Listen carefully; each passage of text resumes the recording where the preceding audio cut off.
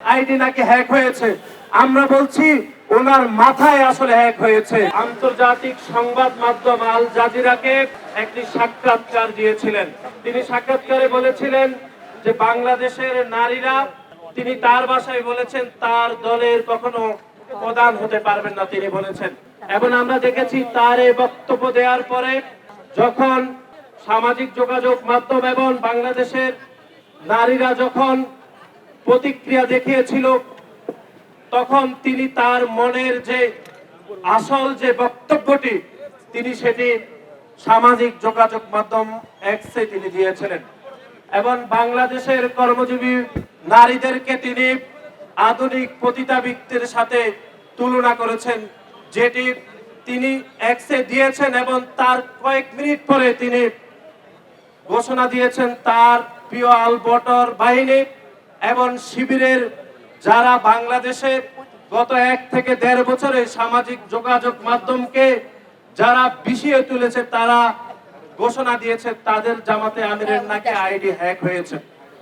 আমরা স্পষ্ট ভাষায় বলতে চাই, বাংলাদেশের মানুষ আর আপনাদের মতো এত কাঁচা মাথা নিয়ে এখন আর ঘুরে না। বাংলাদেশের মানুষ এখন ইন্টারনেট ব্যবহার করতে জানে।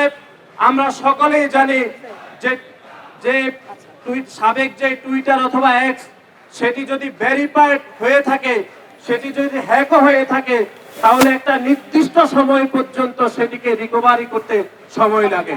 সুতরাং আপনি যদি বলেন 5 মিনিটের মধ্যে আপনার আইডি হ্যাক হয়েছে, সেরকম অসত্য, মিথ্যা, প্রতারণাপূর্ণ বক্তব্য বাংলাদেশের মানুষ বিশ্বাস করে না।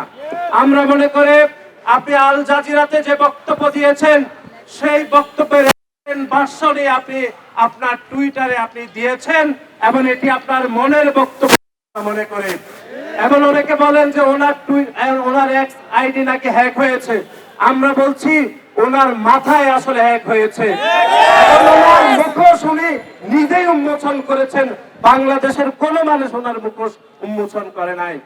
সুতরাং সংগ্রামী ভাই এবং বন্ধুরা, আপনারা এই জামাতে ইসলাম এবং শিবিরের এই বট আইডি থেকে সতর্ক থাকতে হবে। তারা এখনো বাংলাদেশের মানুষকে বিভ্রান্ত করছে, বাংলাদেশের সাধারণ শিক্ষার্থীদেরকে, বিশেষ করে নারী শিক্ষার্থীদেরকে বিভ্রান্ত করে তারা বুঝ দিচ্ছে যে জামাত ইসলামের আমিরের নাকি আইডি হ্যাক হয়েছে।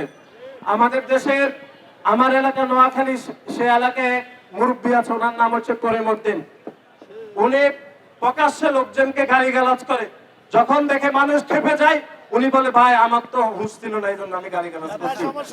আমরা দেখছি জামাত ইসলামের আমিরেরও সে একই অবস্থা হয়েছে।